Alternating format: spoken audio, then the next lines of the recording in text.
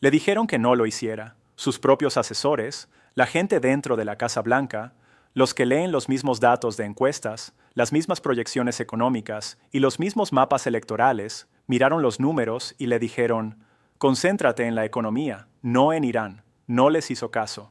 Y ahora estamos aquí.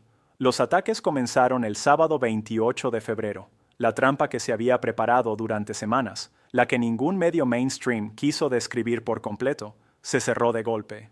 Y en los próximos 20 minutos voy a mostrarte exactamente lo que eso significa. El cálculo de 300.000 millones de dólares, la matemática política que tiene a los estrategas republicanos en pánico silencioso, y el momento preciso en que todas las advertencias dentro de la Casa Blanca se volvieron irrelevantes. Quédate conmigo, porque lo que ocurrió en las últimas 72 horas cambia todo lo que creías saber sobre esta presidencia. Y si eres nuevo aquí, suscríbete a Daily Brief ahora mismo. Activa la campanita, porque en las próximas horas esta historia se va a mover muy rápido. Volvamos atrás, no 72 horas. Volvamos más atrás al 21 de febrero, 4 días antes de los ataques. Ese día Reuters publicó un reportaje que debería haber detenido todo. Según Reuters, confirmado por múltiples fuentes de alto nivel, los propios asesores de Trump le rogaban en privado que se concentrara en la economía, no en Irán, no en críticos externos, no en la oposición. Su propio equipo, la gente que él eligió, la que se levanta cada mañana a trabajar para que su presidencia tenga éxito.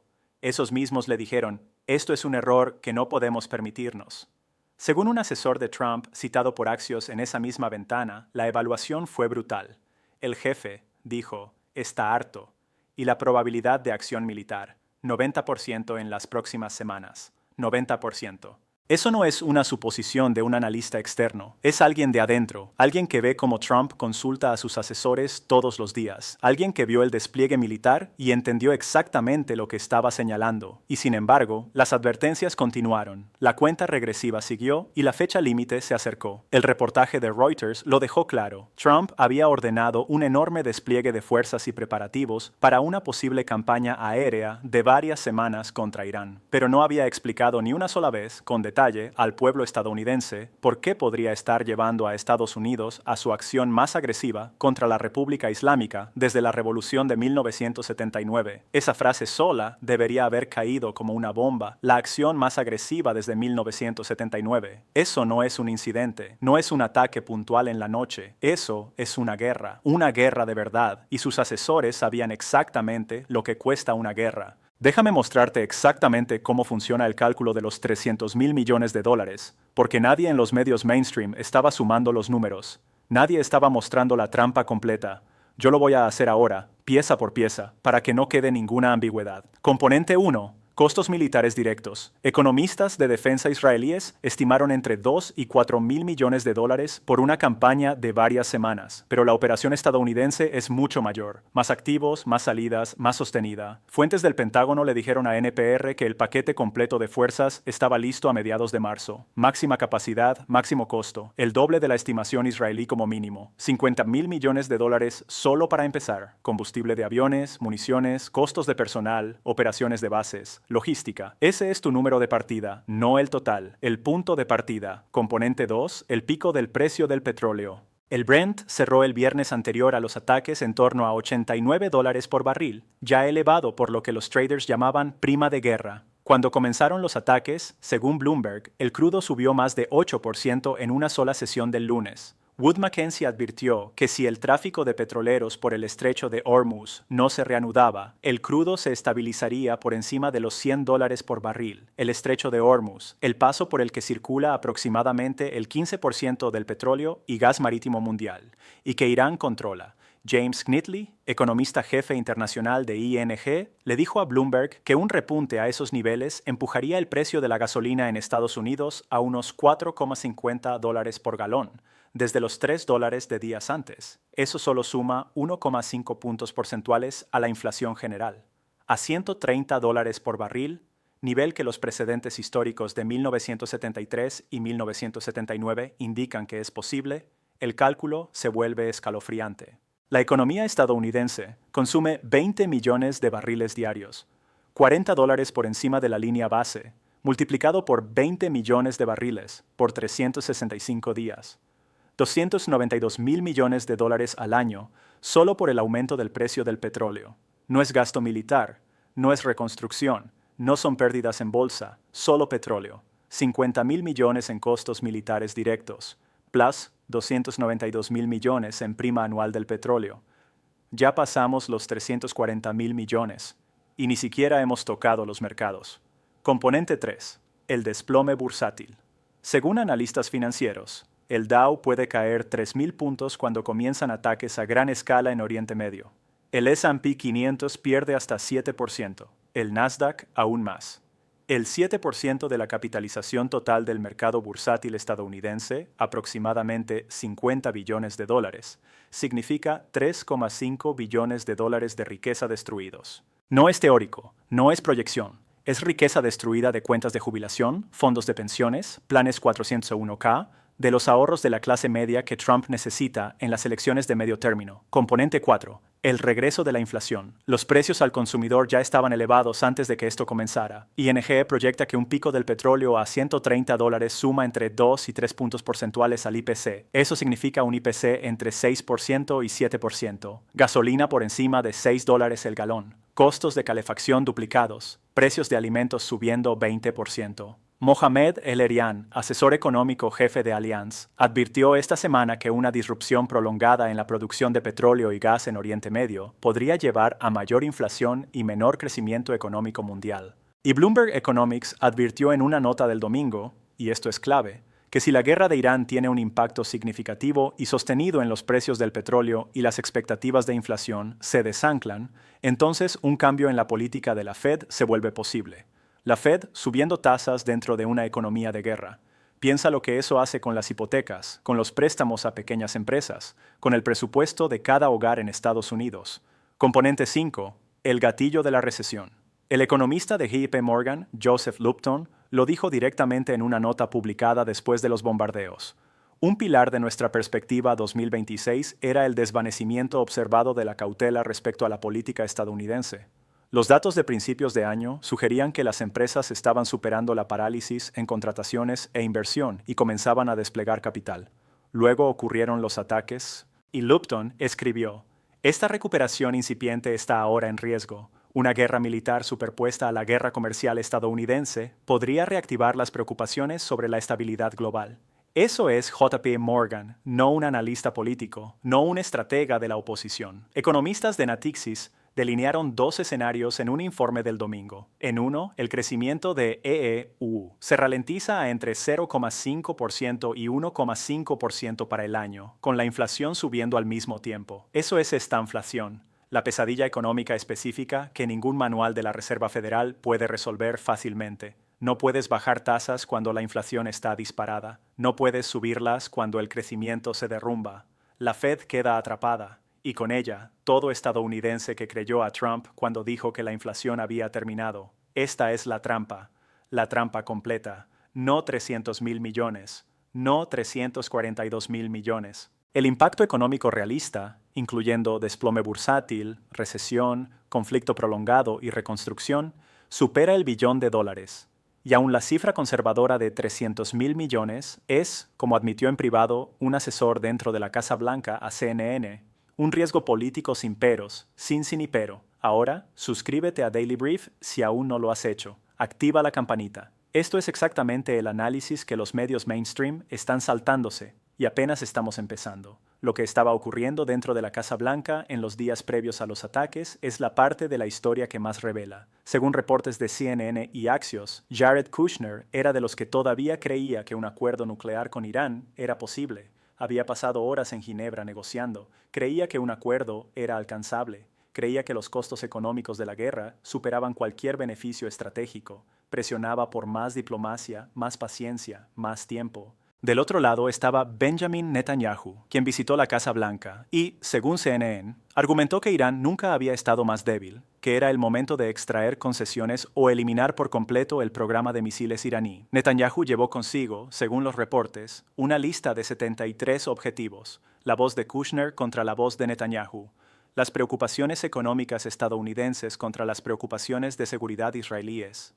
Steve Witkoff, el enviado especial que lideró las negociaciones en Ginebra junto a Kushner, también presionaba por un acuerdo. Creía que se había avanzado, pero el avance no es un acuerdo. Las brechas seguían siendo amplias. Irán no había presentado una propuesta por escrito que cumpliera los requisitos que Trump había establecido. Y sin esa propuesta, los argumentos de los asesores se volvieron cada vez más irrelevantes. Según dos asesores de Trump citados por CNN, el periodo previo a los ataques se pareció a decisiones anteriores. La decisión de atacar Irán el año pasado, la operación contra Maduro en enero. Trump vacilaba, consultaba a sus asesores constantemente. Parecía convencido, luego cambiaba de opinión, luego volvía a estar convencido, y de repente la decisión era definitiva. Los asesores se enteraron de que era irreversible cuando el ejército comenzó a moverse, horas antes de que empezara la operación.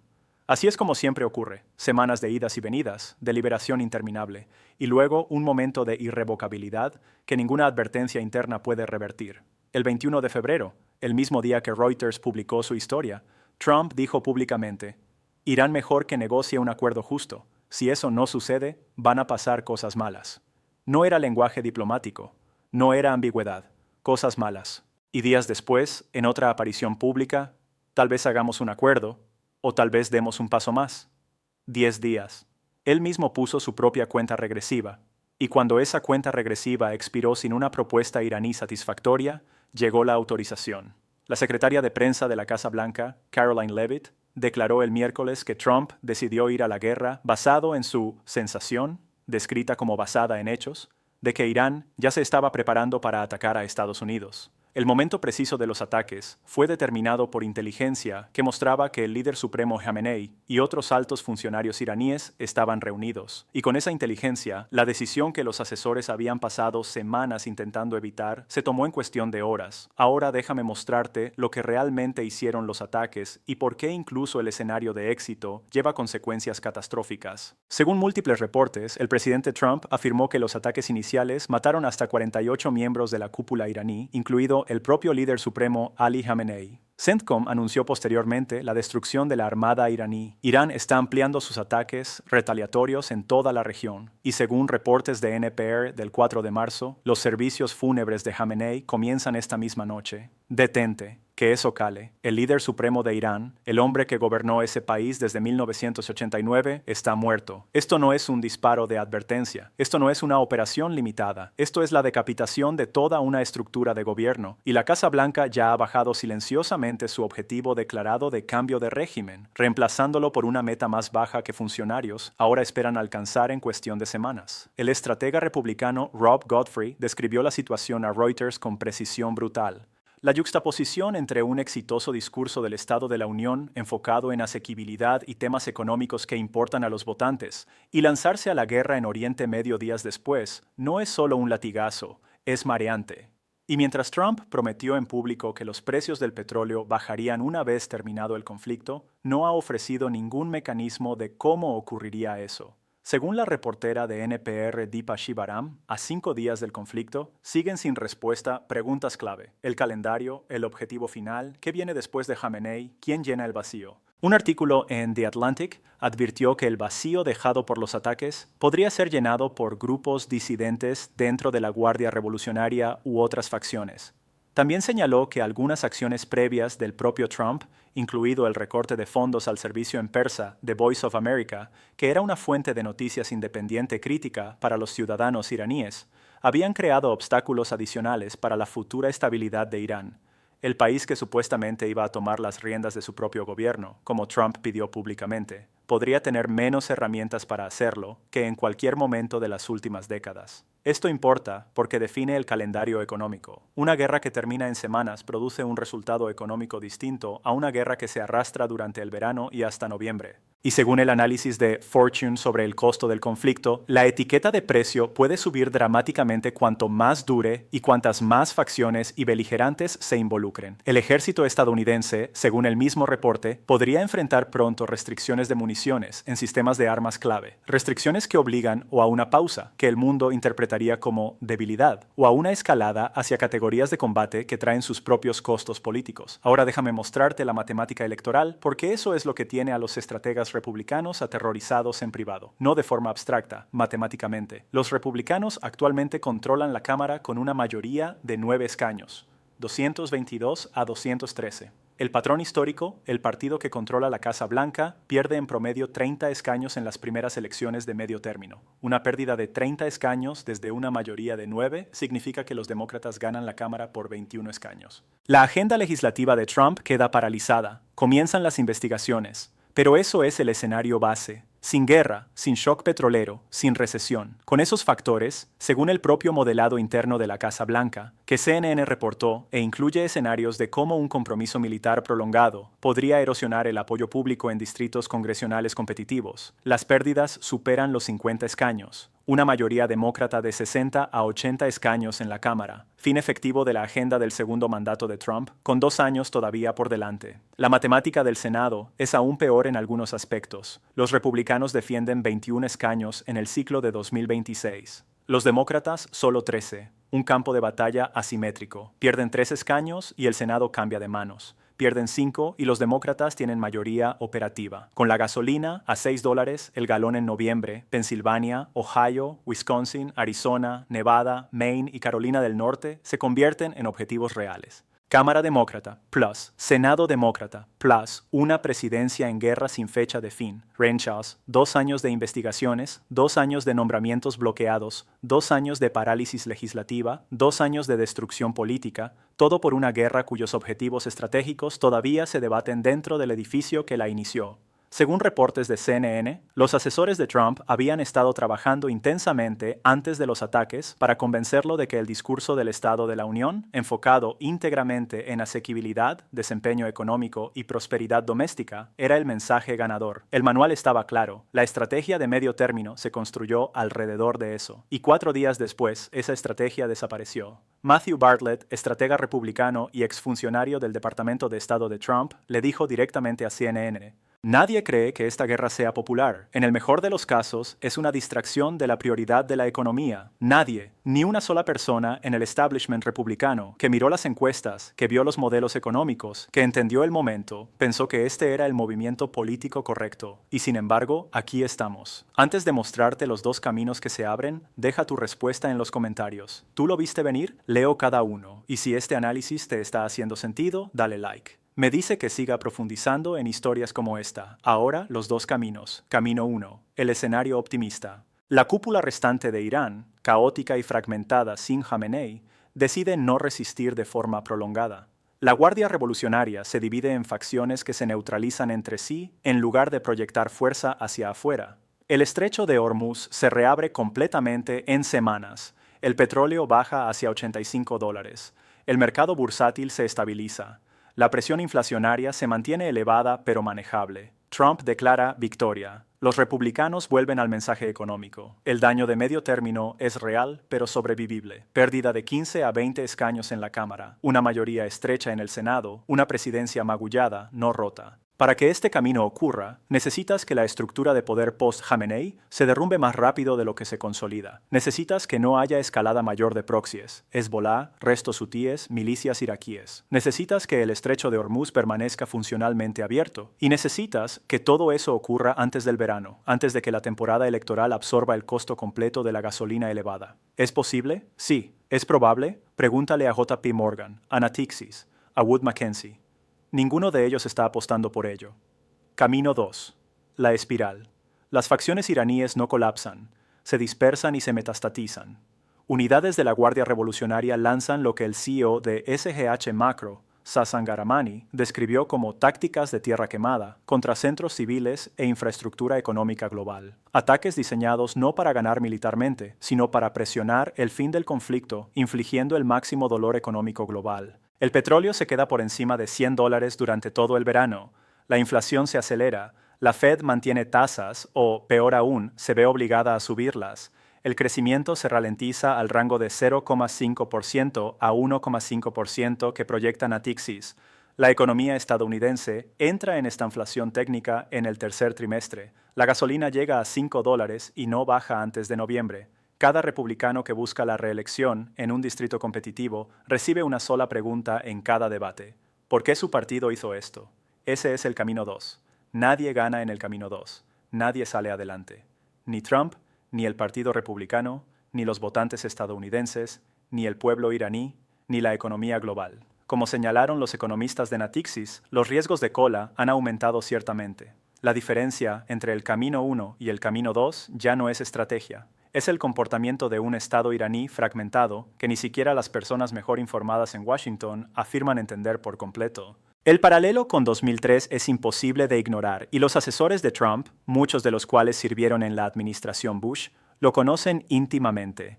La guerra de Irak comenzó en marzo de 2003. La aprobación de Bush subió al 70%. Los republicanos parecían invencibles. Pero la guerra duró mucho más de lo prometido. Los costos superaron las proyecciones. No había armas de destrucción masiva. El apoyo público se derrumbó. Para las elecciones de medio término de 2006, Irak era una piedra de molino alrededor del cuello de cada republicano. Perdieron 30 escaños en la Cámara, 6 en el Senado, perdieron ambas cámaras, y la guerra de Irak ni siquiera provocó una crisis petrolera, ni desplomó los mercados, ni creó esta inflación. Sus costos políticos vinieron puramente del fracaso de la misión y su duración. Irán será peor, porque Irán lleva todos los riesgos de Irak, más la trampa económica de 300.000 millones de dólares. La matemática es multiplicativa, no aditiva. Trump, según se reporta, descarta la comparación con Irak. Él ve esto como diferente, se ve a sí mismo como diferente. Y ese descarte es precisamente lo que más aterrorizaba a sus asesores, porque cada presidente cree que su guerra será diferente. Cada presidente cree que ha calculado correctamente. Cada presidente que alguna vez miró una opción militar y pensó, esta será rápida, terminó explicándole al pueblo estadounidense por qué no lo fue.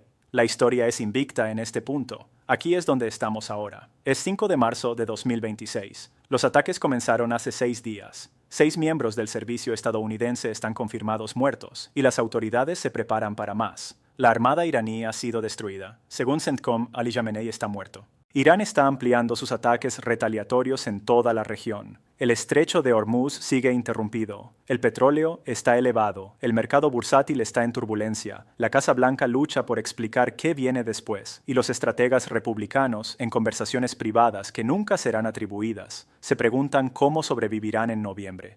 La trampa que se preparó en febrero se ha cerrado. El costo mínimo de 300.000 millones de dólares. Costos militares directos más prima del petróleo, sin contar recesión, sin contar destrucción de mercados, sin contar reconstrucción. Es ahora un piso, no un techo. Cada día que esto continúa, esa cifra crece. Cada semana adicional de interrupción en Hormuz crece. Cada escalada de proxies crece. Los asesores de Trump se lo advirtieron. Reuters lo reportó, CNN lo analizó, Bloomberg lo modeló, JP Morgan lo advirtió, los mercados lo cotizaron. Y ocurrió de todos modos, porque el instinto venció al cálculo, porque el despliegue militar crea su propia inercia, porque una vez que despliegas 2 grupos de combate de portaaviones, 300 aviones de combate, B-2 estacionados en Diego García, y se generan los códigos de autorización, la presión por usar todo ese hardware se vuelve casi gravitacional. Retroceder tiene un costo, solo que es un costo de otro tipo. Trump eligió el costo militar sobre el costo político. Sus asesores querían lo contrario. Ahora todos vivimos las consecuencias. Lo que le ocurra al Partido Republicano en noviembre, a esos 22 escaños competitivos en la Cámara, a esos 7 escaños vulnerables en el Senado, depende enteramente de si se cumple el camino 1 o el camino 2 en los próximos 8 meses.